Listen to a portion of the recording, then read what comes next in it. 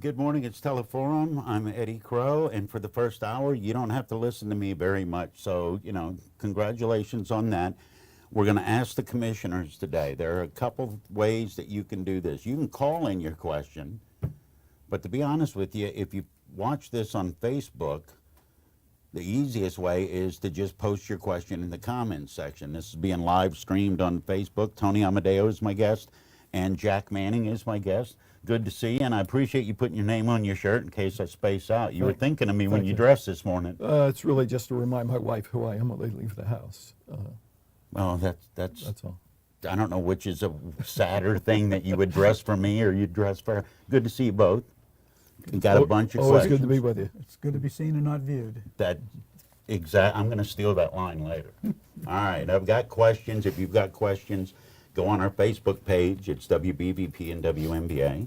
This is being live streamed. You can post your questions in the comment section.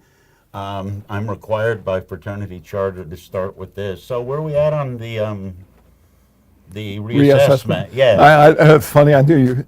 It's the opening act every time. Yeah. I'll defer the details here, but everything's on track, Eddie. I mean, we're on schedule. Ongoing. We should be ready by the new date of 2023. We haven't heard of any hiccups or any issues after the delay from doing that. We have had some staffing vacancies in the assessment office, and we're refilling those, and we got some new people coming in, so I think they're ready and raring to go. Okay, just real quick on staffing vacancies. Everyone seemingly has staffing issues. How has that affected, you said the reassessment group, but how has that affected the commissioner's office? Has it been an ongoing problem, or are you keeping up with it, or has it not been a problem at all?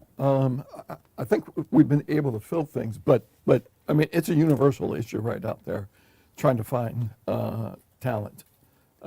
It's just, it's a numbers game. In certain areas, it's difficult to hire somebody, to find somebody.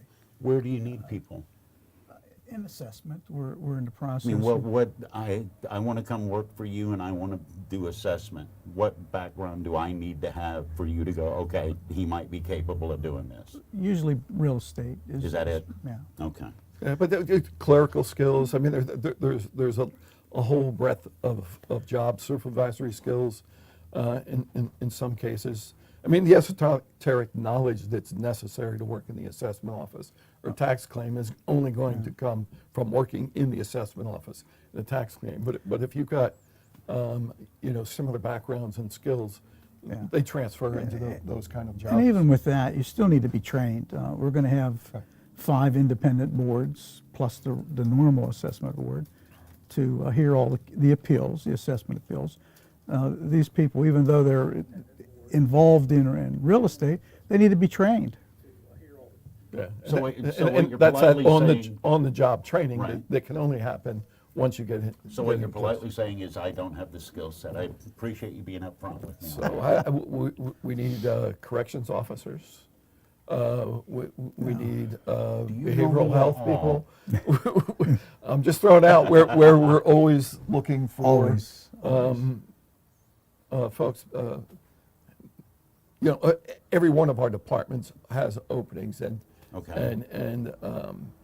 it's a challenge these days going through a process again. But I think we do fairly well given the circumstances that the general labor market is creating right now. All right, while we're on the subject of real estate, where are we at with the Ice Arena renovation?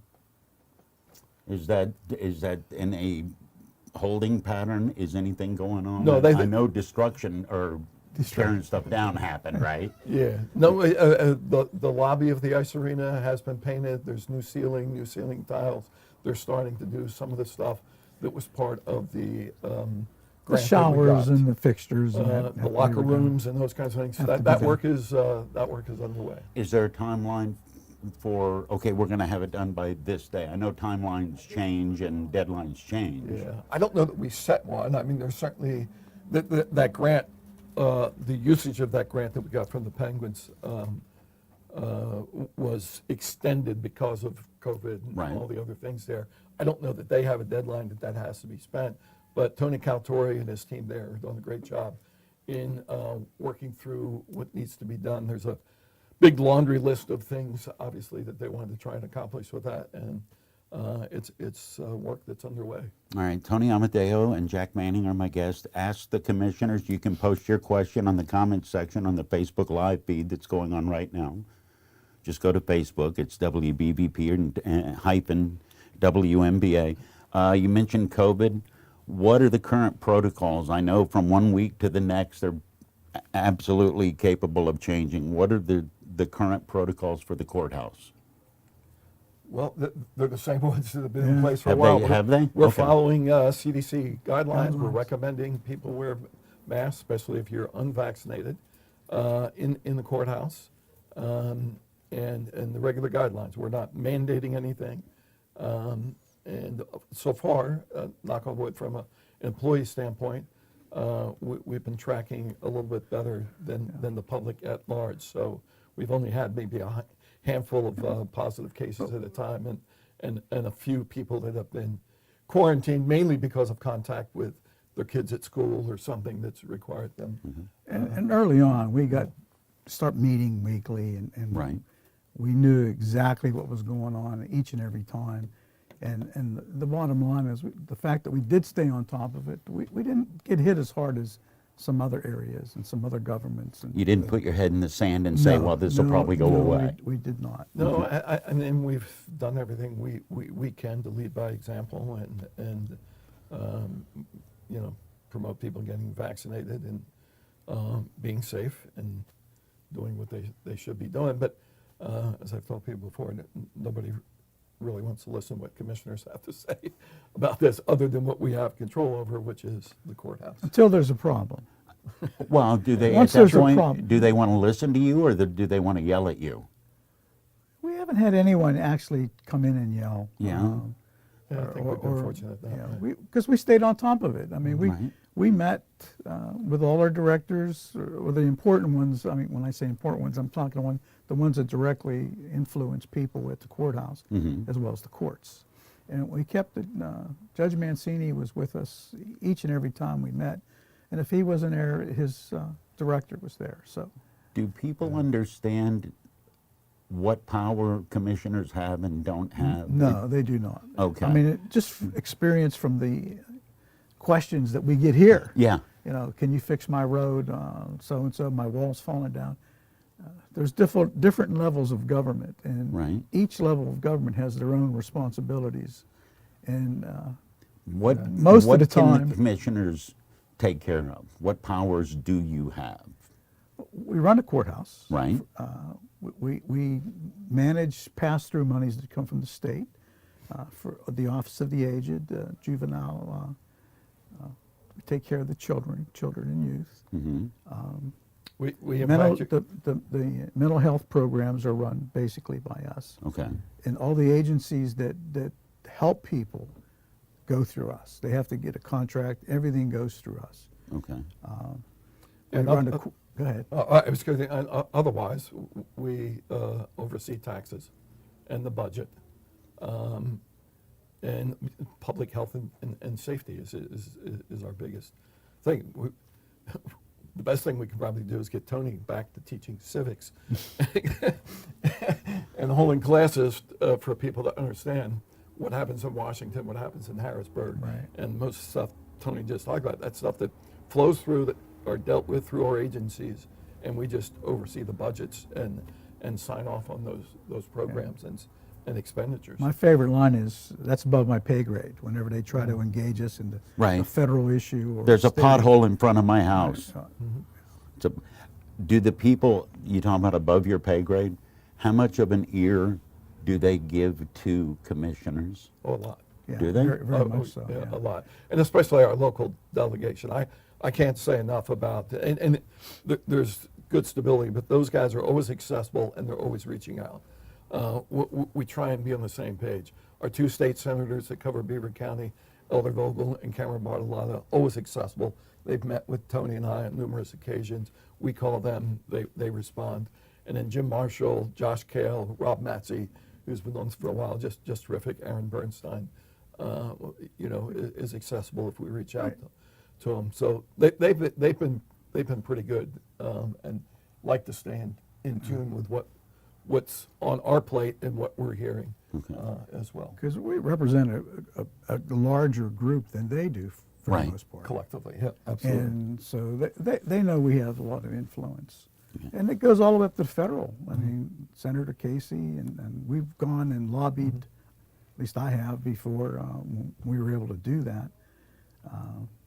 Especially when we had earmarks back in the old days when you had a project and you would go and you would fight for the funding for that particular project for your county and your municipalities. I think we're getting back to that once they figure out what they want to do with this. Yeah, and on a especially with all federal the level. federal stuff that's happening with the American Rescue Plan and the CARES Act and stuff.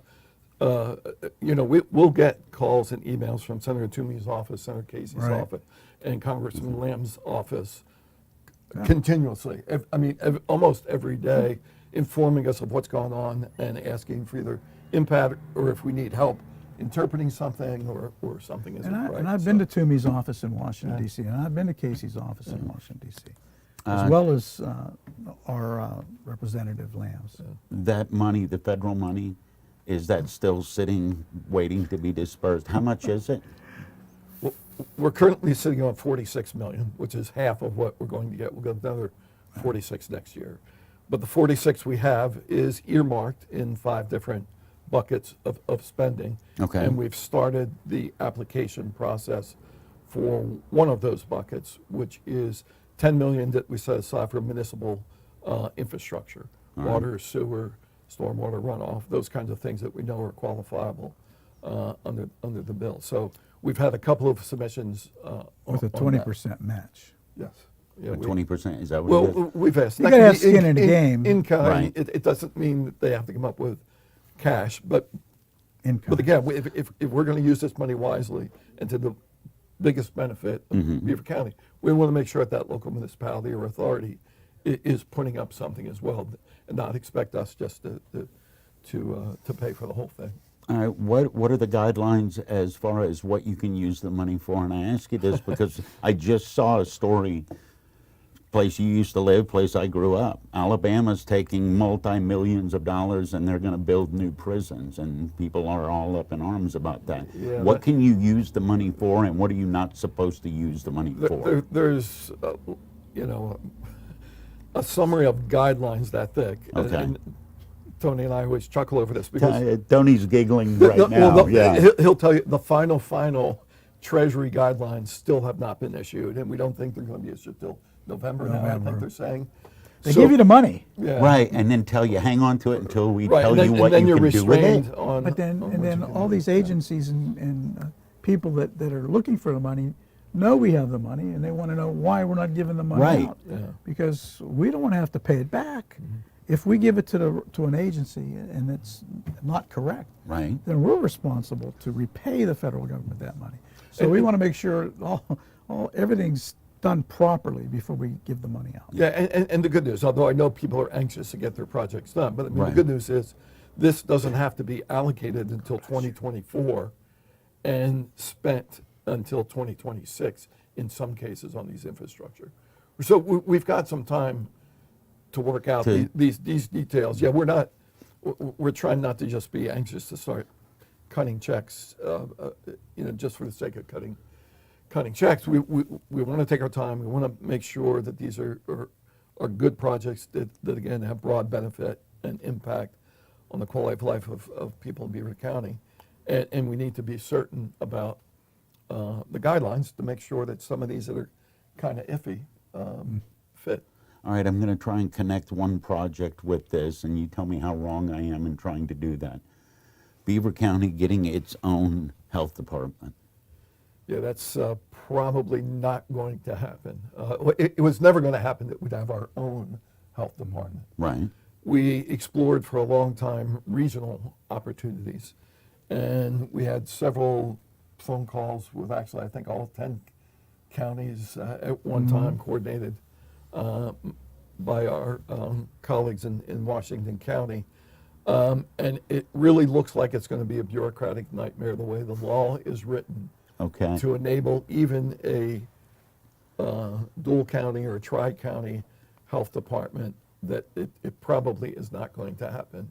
What we are trying to do is make sure we have more influence and accessibility to Allegheny County's health department. And they're a different category, a different class of counties, so Right. they have the capability to do that. Erie County, there's a couple, I think there were like 10 across out of 67 counties that had health departments. The rest rely on the state, but we're trying to influence the state to give us more resources and more input so that we don't have some of the frustration we had when this thing broke a year People always ago. try to refer us to Allegheny County. Right. Allegheny County, there's first class, second class, third class. At Philadelphia County, the county itself is the city, that's first class. And Okay. Allegheny is second class. All right. Then there's the third class counties, but we're fourth class. And the laws. How are those classes determined? Population? Population. Okay. And after the census, usually there's a period of time where you can, the board can apply for an upgrade or a downgrade of your status. But again, it's what populations can support a health department, which populations cannot. We try to put a couple counties together, 2 or 3, but they have to touch, and then it just became a bureaucratic nightmare. Well, there are counties in Philadelphia that have been at Chester County is one that applied 3 years ago, and they still haven't been granted the ability. Now, Chester County is pretty populous. They may be a third-class county. Yeah, I think they are. Along with Montgomery County and some of these others, but they're having frustration. We just kind of moved on to other priorities than that. You got tired of beating your head against the wall. Well, yeah. Okay. I mean, So- maybe you can't say it. And but I don't that's have what much. it sounds- I don't have much passion. You and me, brother. No, so, I you look know. I look over there at Tony and I think, yeah. Well, that's it's okay. fine. They're leaving. Well, it's conversations like this, yeah. Tony Amadio is my guest. Jack Manning is my guest. We're asking the commissioners, and we'll continue to do that after news on Beaver County Radio. Did you ever think you would see a day when no one showed up for big city holiday parades or pro sporting events? This is Renee from Laughlin Insurance Agency in Rochester. If nothing else, this past year has taught us that things we never considered possible can happen, and that no one can predict the future. At the Laughlin Agency, your Penn National Insurance provider, we give you the ability to protect against loss during unexpected times. Visit LaughlinINSAgency.com or call us at 724-774-1230. Take a quick look around your home. Chances are you may find you have a collection of unwanted household chemical products such as paints, automotive fluids, cleaning products, and more. The Pennsylvania Resources Council and the Beaver County Recycling Center will once again provide residents with the opportunity to safely and properly dispose of these unwanted chemicals on Saturday, October 9th at Brady's Run Park Recycling Center. A $20 fee covers the cost of disposing up to 10 gallons or 50 pounds of chemicals. Advance registration is required. For a complete list of acceptable materials, visit prc.org or call PRC at 412-488-7490. Many chemical products, including paints, solvents, fluids, pesticides, insecticides, and cleaners used to maintain our homes, gardens, and vehicles, also represent hazards to people and animals and require special methods for safe disposal. So gather all your unwanted products and bring them to Brady's Run Park Recycling Center on Saturday, October 9th. Do the right thing and dispose of them the right way. The views and opinions expressed on WBVP and WMBA are those of the participants and host. They are not necessarily the viewpoint of WBVP and WMBA, its staff, management, and advertisers. Thank you for listening to WBVP and WMBA.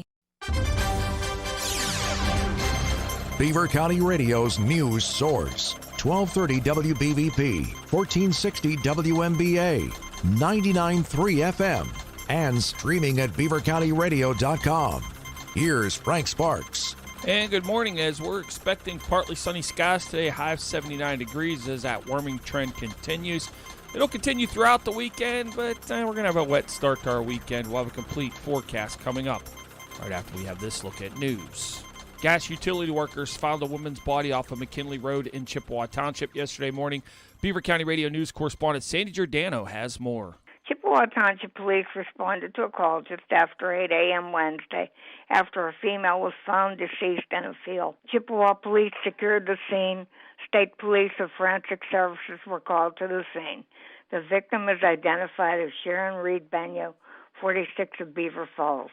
Anyone with information is asked to please contact the Pennsylvania State Police. Beaver County District Attorney David J. Lozier said the coroner ruled Wednesday night that Benyo died as a result of multiple gunshot wounds to the head. He said that anyone that has seen Benyo in the last 3 or 4 days to please contact the state police at 773-7400. This is Sandy Giordano reporting for Beaver County Radio. Where is it safe to ride your bike, and where is it safe to talk about bike riders? Comments on social media have drawn the concerns of one county commissioner. Matt Derzik has more from the commissioner's work session yesterday at the Beaver County Courthouse. At the Commissioner's work session on Wednesday, Commissioner Chairman Dan Camp expressed certain frustration at Riverwise for certain statements shared on social media regarding traveling on Route 51. I always support an aggressive campaign, petition. They have a very good social media presence, but it's becoming upsetting on the ads that they're putting out on their social media. For instance, they put a video out the other day of a gentleman riding a bicycle saying in the last 3 years, 3 bicyclists were killed. From our data that we have through the 911 center, there's only been 1 bicyclist that was killed, and that was in 2014 near the West Bridge. 2015, there was a pedestrian, a cyclist that was hit, that was life-flighted. Unfortunately, we think he might have passed away, so there could be 2, but that was back to 15, 6 years ago.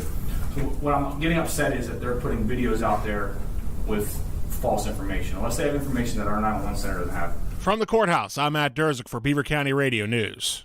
October is National Domestic Violence Awareness Month, and the Women's Center of Beaver County has partnered with Beaver County Radio to produce and publish a 4-part series on issues associated with domestic violence. Some of the most common questions that people have regarding domestic violence topics center around protection from abuse orders, or PFAs. Beaver County Radio spoke with Laura Peterson, a legal advocate with the Women's Center of Beaver County recently concerning PFAs. Ms. Peterson helped define the perimeters about PFAs, including who can get one and how one goes about attaining such an order. A PFA is like Pennsylvania's only protection order. It's called a protection from abuse order. So usually what it is, it's going to be for intimate partners, current or former, and then family members. So there has to be a certain relationship in order to file that PFA. A lot of people will call them like restraining orders or stay away orders. It's to stop a person from contacting you, from like threatening, harassing, and abusing you. So in Beaver County, we actually do these at the courthouse every single morning. One of the advocates, myself or one of the others, is in the PFA office every morning. So people can come in before 9:30 and file for those. The Women's Center of Beaver County provides free legal advocacy services daily and makes one of their legal advocates available daily at the Beaver County Courthouse for those who have questions or wishing to file protection from abuse orders, or more commonly referred to as a PFA. For more information about meeting with a legal advocate from the Women's Center of Beaver County, call 724-775-0131. And drilling work will occur on Todd Road in Center Township today, and that'll be weather permitting. Single-lane alternating traffic will occur from 8 a.m. to 4 p.m. weekdays through next Wednesday, October the 13th, between Farm Lane and the northern terminus of the roadway. Flaggers will control traffic. Here's the Beaver County forecast from 1230 WBVP, 1460 WMBA, and 99.3 FM. Partly sunny skies today with a high of 79 degrees. Isolated showers overnight with a low of 62. And the warming trend will continue clear through next week. But it's going to be wet to start your weekend. A chance of showers and thunderstorms on Friday, high of 77. You might want to take an umbrella along with you if you are headed out for Friday night football. And then Saturday, a chance of showers and thunderstorms as well. It's going to be the coolest day of the weekend at 72 degrees. Then Sunday, it's going to be beautiful, mostly sunny, high 77. Columbus Day on Monday, partly sunny, high of 80. And then Tuesday, mostly sunny, high of 80 degrees. Our newscast this hour is being brought to you by Goldberg, Persky & White, pioneers in asbestos litigation. That is a look at the news for now. I'm Frank Sparks, Beaver County Radio News, 1230 WBVP, 1460 WMBA, 99.3 FM, presented by St. Barnabas, and streaming live around the world at beavercountyradio.com. Even though asbestos cancer often takes decades to develop, by the time it is detected, it is often in advanced stages. If you are sick from exposure to asbestos, you're entitled to compensation for your pain and suffering. But a lung cancer or mesothelioma lawsuit can be complex and challenging, so you'll need the attorneys of Pittsburgh-based Goldberg, Persky & White on your side. They're pioneers in asbestos litigation. Call Goldberg, Persky & White at 1-800-COMPLEX or visit them online at gpwlaw.com. You're listening to Ask the Commissioners on WBVP, WMBA, 99.3 FM, and Facebook Live. The Commissioners are awaiting your questions by calling 724-843-1888 or 724-774-1888. Today's show is brought to you by Huntington Bank, the Laughlin Insurance Agency, and Beaver Valley Auto Mall. Click beavervalleycars.com. You can also post comments or questions in the Facebook Live video feed. And now, it's your chance to Ask the Commissioners, right here on Beaver County Radio.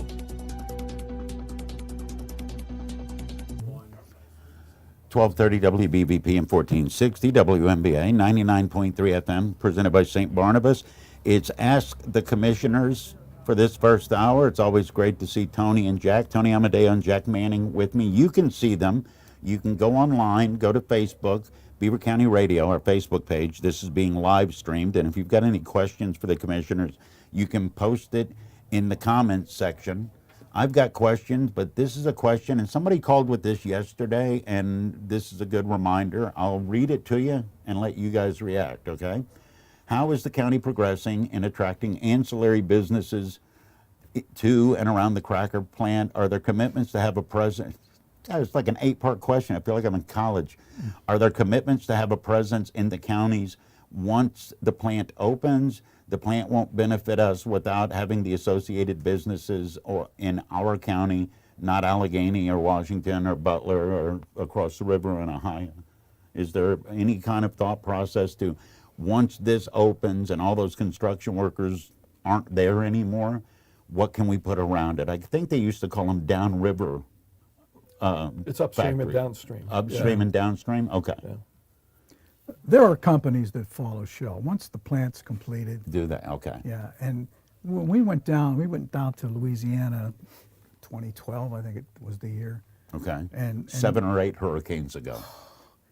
And we visited, stopped at the Chamber of Commerce and talked with them and visited different establishments. And the companies that they want to be close to their feedstock. They want their byproduct that they're going to buy to build whatever they're going to build. Right. So it makes sense to move closer to the plant so that you can save money on transportation costs. Right. And it's common. I mean, the industry is right at its infancy, and things aren't happening there yet. It's like when we got the call about not this most recent smell, but people complaining about the odor from the cracker plant. I said, man, the cracker plant's not even working. It's not running. It's not up and running yet. Yeah. You know? So, I mean, there's been sights and smells down at that chemical alley for quite some time. I mean, when I was a kid, when I was in high school, I remember going down the Route 18, and on the left side, as you're heading towards Plata, that whole side was dead for 60 years that I knew. I mean, the contamination, right? The contamination that was taken out by Shell, taken out of there from the cambium and the zinc that was processed there since World War II.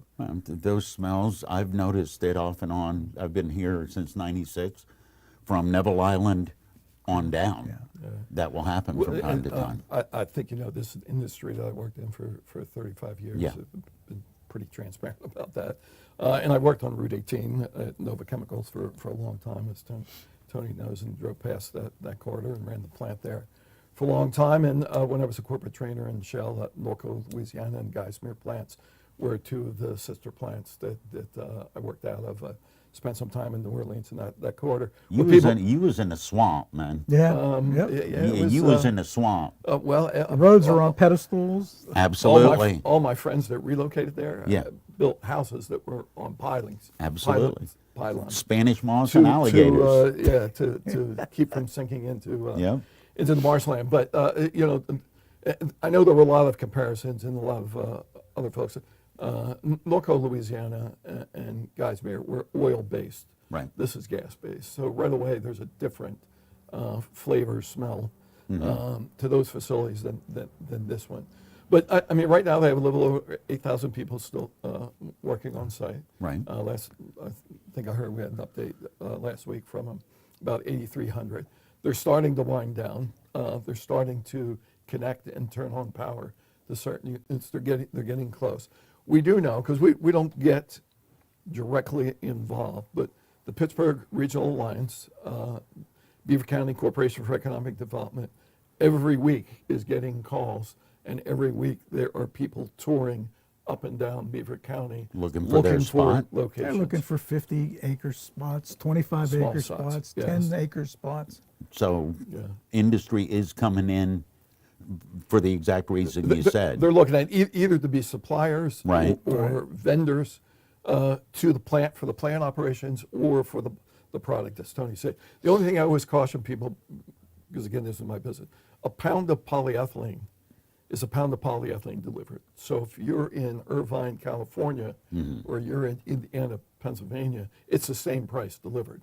Now, there are other ancillary costs that you would have with demurrage, rail, just-in-time inventory, things that become more difficult. So the closer you are, but they built that here so that they can deliver product within a day's truck drive to a majority of their current customers. So I don't know if a whole lot of end users are going to up if they've got good functioning plants, but if you're going to expand, or you're going to try and get new into the market, or you're coming from Europe and you want to get into the market, Right. The we're market's getting a here. lot. They're You going got to to come here to do it. They're Market's going to here. come. Has anybody started thinking about real estate? I know of apartment buildings, Beaver County, Hopewell, places like that, where 90% of their capacity are shell workers. When they go away, is there expected to be a lull, or is there expected that's when other people are going to come in with those other businesses? If you go to Kane Landing right now, 3 out of every 4 trucks is from somewhere else. Yeah. Well, and just keep in mind, they aren't Shell employees, but they are contract employees from out of state, because Shell claims they don't have that many people living in temporary housing up here. But I know that many of those, particularly the hotels that have those folks, already have plans and designs on what they're trying to do post that construction with the rest of these 8,000 folks go away. But a lot of those 8,000 that are still there live within driving distance. Right. Right. So they're getting in their cars, leaving their homes every day versus what's here. There has been it's been a tough rental market availability. That'll ease up a little bit. We have a lot of new construction of homes that are taking place all across the county, several townships, Chippewa, Brighton, Hopewell, Economy. I mean, there's a lot of New Sewickley. There's a lot of new houses. We are attracting people, despite what the census says. I think we're doing a little bit better population-wise than what those numbers revealed. There's plans in place, and I will tell you that Tony and Dan and I are really big. We've invested a lot, and we've redesigned our recreation and tourism group, and we have some really good plans underway to attract more people, more visitors, more conventions, more small groups into Beaver County, taking advantage of the hotel space we have, particularly in Center Township there, where you can hold small conventions of different groups, Right. and be able to house folks. I mean, these contractors and speculators that are building all these homes, they're not going to build them if they didn't think there was a market for them. No, they've studied it. Right. for sure. And For people keep forgetting, a lot of people that live in Beaver County work in Pittsburgh or the Pittsburgh region. So there's a lot of traveling, egress and ingress Right. between the counties. So they build a house, they're sold as soon as as soon as the property is subdivided, property is sold to somebody and they're building a house on it. The data we published a little while ago, we're doing the school study and stuff, is 40% of the people in Beaver County get in the car and drive towards Allegheny Yeah, County I every day. remember you telling me that. But 44% of the jobs in Beaver County are somebody getting in their car and driving into Beaver County. I want to attract those people to move into Beaver County. We've got better taxes, better, I think, resources, better amenities, better green space, and that's why I'm so big on recreation and tourism and investing in the Brush Creeks and the Brady's Run and the trail system and the riverfronts and stuff, because we have a very attractive quality of life here, and I want some of that 44% that fill these jobs here to decide to move and live here and get away from some of the higher taxes and other congestion that may be in some of those areas. Well, I'm an example of that. I lived in Allegheny County just long enough to recognize the difference. Mm-hmm. It's like, all right, I'm going to go over here. Never for a second have I questioned my decision. It was the greatest decision I made. And you still have direct access to the city. You're Right. jumping on the turnpike, jumping on 79, jumping on And a lot of 76. people that moved out, you know, they talk about Steeler Nation, it's all over the country. Mhm. It's because everybody left to get jobs. Right. They're moving back. They're trying to find a way to get back here. It's absolutely, I lived in Allegheny County when I first came here. First chance I had, it's like, you know what? I can get to Allegheny County. It's 10 minutes, and everything about Beaver County was better. From the taxes to what was available in the market, every single thing was better. Good governance. Well, I Good didn't know government you is my then, but favorite now line. Good government. Sure. You mentioned Brush Creek. I'm gonna, Mm-hmm. this may be one. Tony, you may throw me it's it's above my pay grade. Can you build a walking path next to that, because people walk down that street all the time? That's under our purview. Really. Oh, it is? That is. Oh, okay. That's But something we can impact. I mean, we just spent over $900,000 redoing that road. Yeah. And it's going to take time. I mean, we could probably put a walking path in there eventually. Okay. But we got to, do a little bit here, do a little bit there. I mean, we spend money up there, people complain down here, and we spend money down here, they complain. Well, you're not putting anything up there. And we're adding a couple of ball fields. They're doing that and improving some of the practice soccer fields and different stuff. I mean, we're continually investing money in Brush Creek, and if a designated walking path is something that looks like it's I just want people to get out of the feasible, road so I don't hit them. Well, since the road's been redone. No, it's a lovely road. Yeah, Sometimes I that's- drive it for fun, Yeah. Tony, but people are still walking down the middle We'll of put it. more speed bumps in there or something. While we're talking about slow you traffic, down. I'm going to tell you off the air what just popped into my head. I'm not going to say it right now.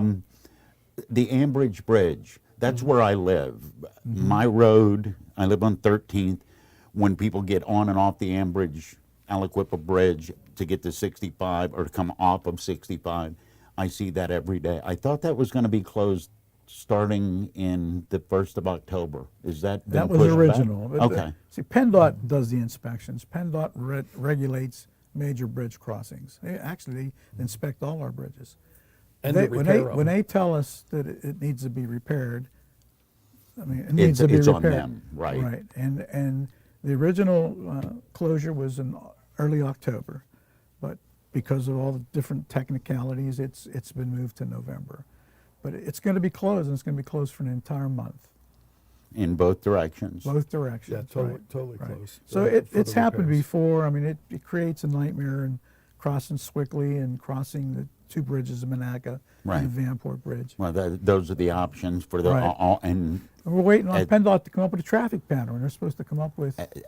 between 6 and 7 in the morning and between 4 and 6 in Right. the afternoon. That's a lot of traffic getting on and off, Oh, yeah. trying to get across the river or come back from the other Right. side, Constitution Boulevard. Well, the company doing the repairs has submitted the plans to PennDOT. Now PennDOT has to approve it and review it, and I think we heard that may take as many as 2 weeks. So that's why we thought the middle of this month they would be in construction. It looks like it's going to be either the end of the month or beginning of November before it starts. Yeah, they originally told us October. That's I remember reading the That's when story. they thought they were going to be able to do it. But again, as Tony said, the bureaucracy, and you've got to make sure that PennDOT approves the plan and goes through the process, looks at the traffic implications and the like. I do have a question. Work sessions used to get streamed. and they haven't been getting streamed. Is there a reason that happened? As far as I know, they were streaming Are they? yesterday. camera Oh, were they? Yeah. We're sitting in front of a camera. Well, no, this has been every Wednesday and every other Thursday when we Right. have our public sessions. Okay. So as far as I know, they are. If you're Okay. having technical difficulties or operator error, let us know. Oh, I And go with we'll- operator and- error. and we'll, Yeah, it's we'll try and get you some help. all right. Some of that CARES Act money or something. I mean, it comes on a Remedial, how to computer. turn We- stuff we- on? We Yeah. watch it Okay. when it comes on and when it starts streaming. All right. I had heard people saying, "Well, that's not streamed anymore." And it's like, It's news to me. I've managed to get this far in the hour without asking you about votes and drop boxes and things like that. Has anything changed? All of the lawsuits going on all over the country, here in PA, audits, forensic audits, whatever that means, what is going to happen for the next election?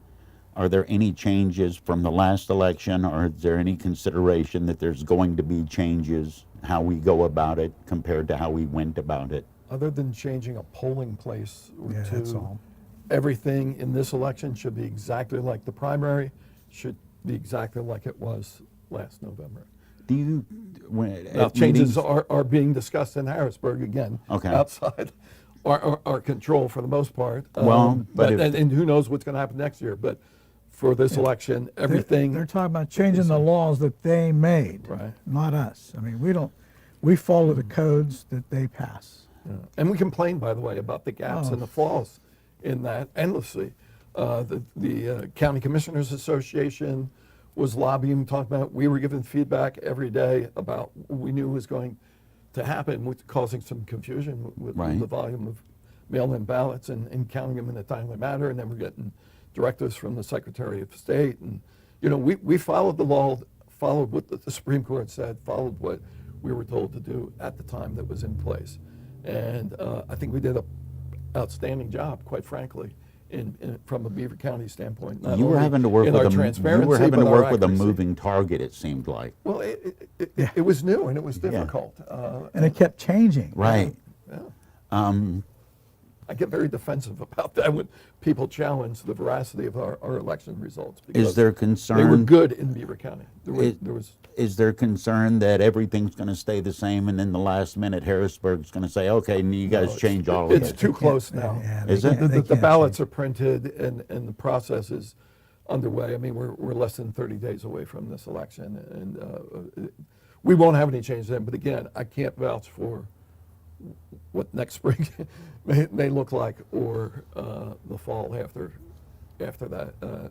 Who knows what's going to Literally, transpire. Tony used to teach civics. Mm-hmm. How many people in Harrisburg would really benefit from a refresher course?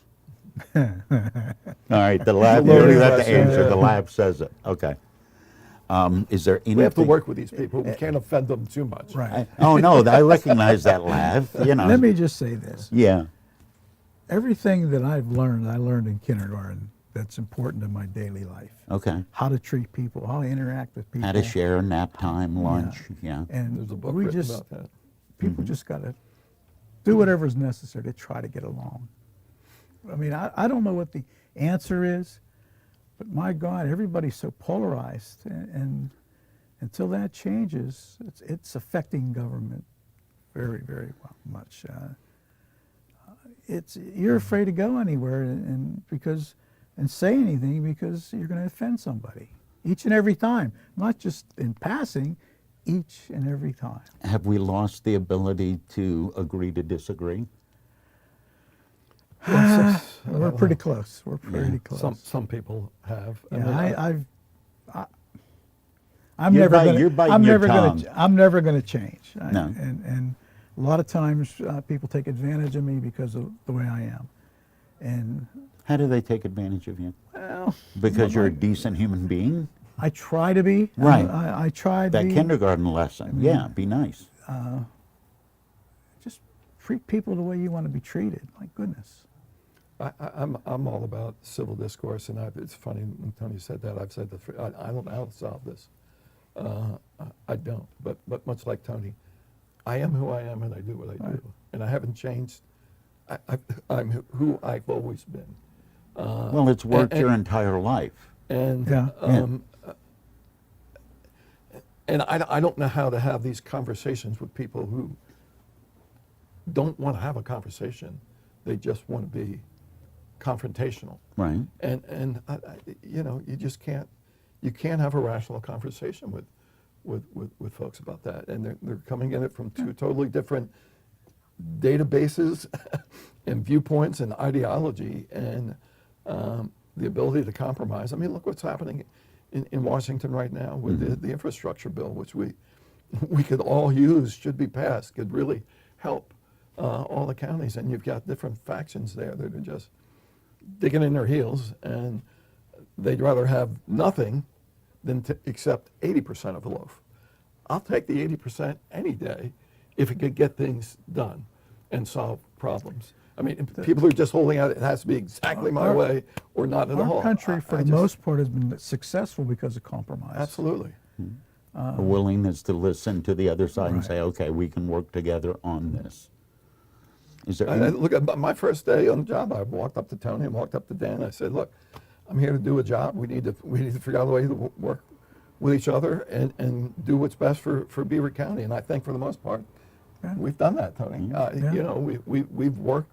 We have our differences, don't get me wrong, and we see things, we see the solutions and a different way for different things.